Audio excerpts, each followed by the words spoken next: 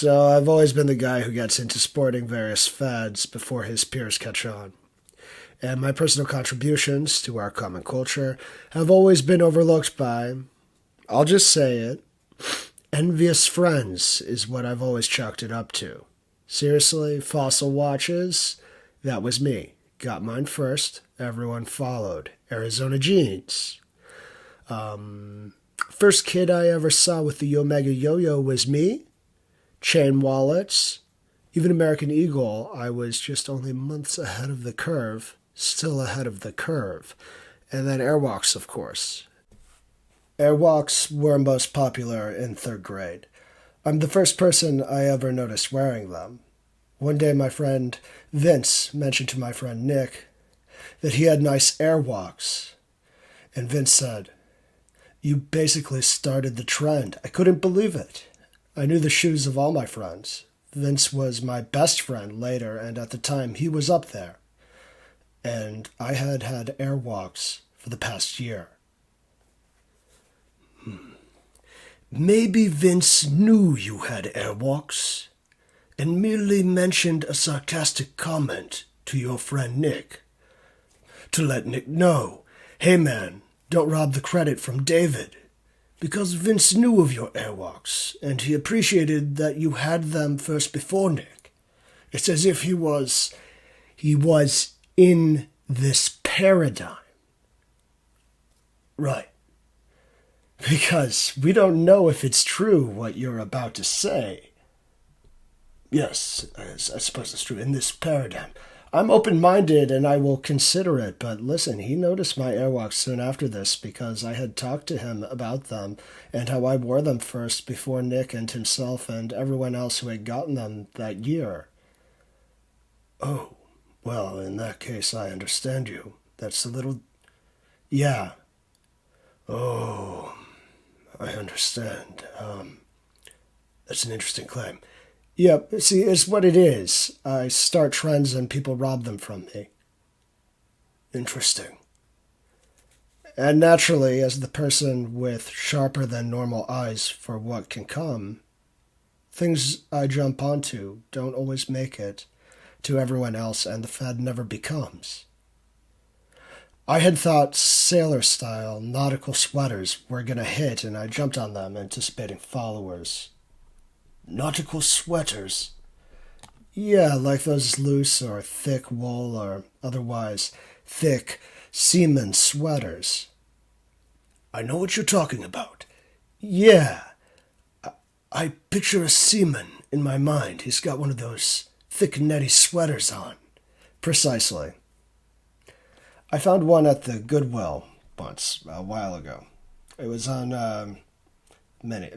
some time ago. It was on the day that the idea that I needed to get them had epitomized for me.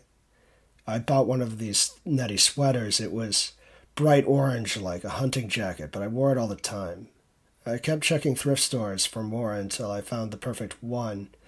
They were pretty common there, to be honest, just old dirty sweaters, but navy blue was the second one, and that was good. And eventually I found a red one, and that was best. I wore them for 4 years, all the while checking to see if friends would jump on getting themselves ones as well, trying to precede the trend. Intentionally, always harder. How did it go? How did it turn out? Did they get fashionable? Well, after 2 years I determined the sweaters were unfattable at the time being, and I rather liked that. No one would be giving me the credit I deserved for being a trendsetter on this one call that I made randomly. Anyway, I often told myself that because I actually rather believed in what I could do. Might as well live the sweaters out and enjoy the originality of my own conventions, what I decided. Then it happened. I saw a guy walking down the street, downtown, and he was wearing a nautical sweater.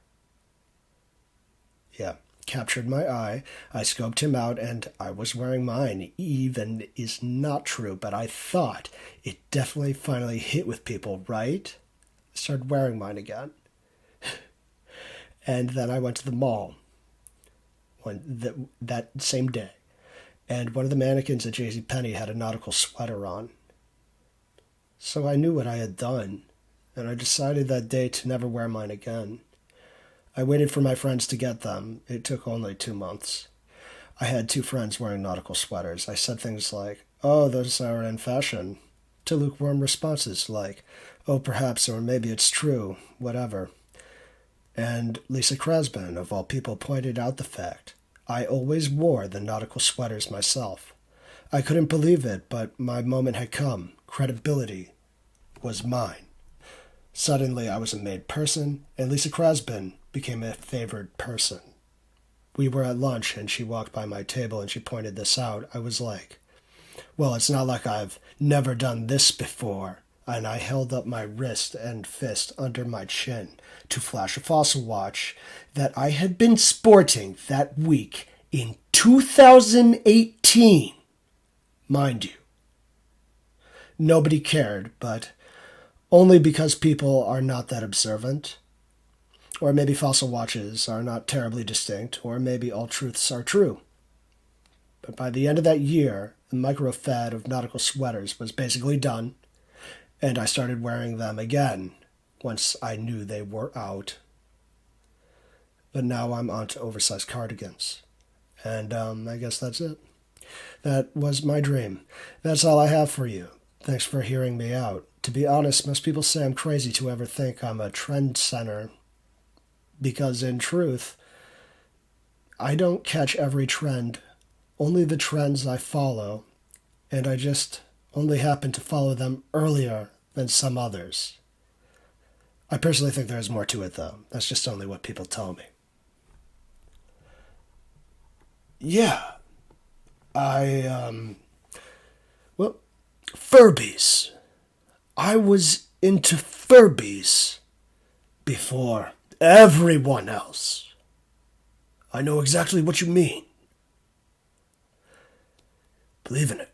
Thanks, David. I think that's all we have for today.